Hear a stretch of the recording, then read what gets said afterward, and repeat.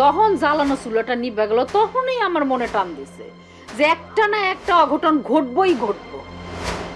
চুলা নিভছিল মানে? কেন, টিয়া তোরে কিছু পায় নাই? না তো। উফ মা, এই তুই থাম। আরে বাবুর্চিরা রান্না করার জন্য চুলা ধরাইছে, হঠাৎ করে চুলাটা নিভে গেছে। এত চেষ্টা করতেছে, কিছুতে চুলা ধরাইতে পারতেছে না। তারপরে এক গাদা কেরোসিন তেল দিয়ে চুলাটা জ্বলাইছে। ও তুমি কি তখন এই জন্যই সিকিউর পারছিলা? তো ছেলে মুনা কি করবো? আরে মা, কিসের সাথে কি মিলাইতেছো কত? এই বাড়িতে কোনো অমঙ্গল টমঙ্গল কিচ্ছু ঘটে নাই। বরযাত্রী একটু পর চলে আসবো, তুই টেনশন নিস না, সবকিছু সুন্দর মতো সম্পন্ন হবে। বেশিরভাগ মেহমানরাই তো সবাই চলে গেল। এখন অন্য মানুষরা যখন দেখবো বাড়ি পুরাই শূন্য খালি হয়ে রয়েছে, বিয়া বাড়ি, তখন মানুষ গেলে আমি কি কমু? কমু যে আমরা কারো দাওয়াত দেই নাই। কিন্তু আমি তো সবাইরে কইছি যে গ্রামের সবাইরেই মোটামুটি আমরা দাওয়াত দিচ্ছি। এইসব বিষয় আমার উপর ছেড়ে দাও তো, আমি ম্যানেজ করব। আর তুই চেয়ারের উপর থেকে সব চিন্তা ভাবনা সরা, তোরা কিন্তু ভূতের লাল লাগতেছে। একদম ঠিক বলছো ভাইয়া। এই থাম তো। আচ্ছা, শুনছি মার পোলাটা নাকি খুব খারাপ, ও আবার তানহার কোনো ক্ষতি করবো না তো? আবার শুরু করলা, এগুলো বাদ দিবা? আচ্ছা ভালো কথা, মার উপরে দাওয়াত দিছে কি তুই? না, আমি তো দেই নাই। ওয়ালটন এখন দেশের সীমানা পেরিয়ে পৌঁছে গিয়েছে 50টিরও বেশি দেশে। ওয়ালটন, ঘরে ঘরে বিশ্বজুড়ে। তাহলে তুই দিছিলি দাওয়াত মার উপরে?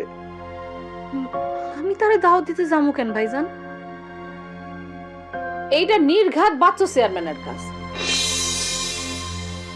তোর বাপের যে কত বড় সর্বনাশ করতে চাইছিল।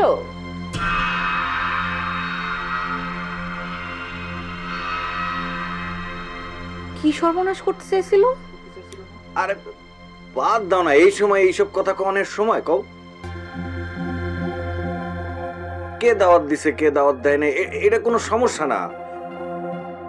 মনে করো আরো বড় ধরনের দুর্ঘটনা ঘটতে পারত, কিন্তু আলহামদুলিল্লাহ কোনো দুর্ঘটনা ঘটে নাই, সবকিছু সুন্দর মতো হইতেছে। আর এটা নিয়ে আর কোনো কথা কইবা না, ঠিক আছে? আমি দেখতেছি বড় আসলো কিনা।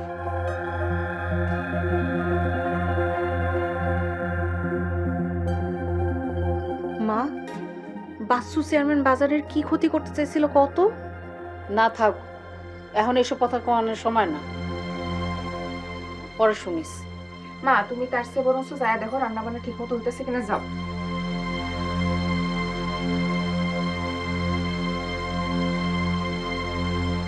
টিয়া, সত্যি করে কত, তুই কি কিছু জানোস?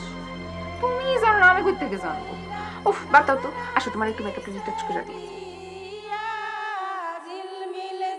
আরে এখন আবার বিয়ের গীত কারা গাইতেছে? মনে হয় গীতালিরা আসছে। গান দাও, এখন মনে হচ্ছে এটা একটা বিয়া বাড়ি।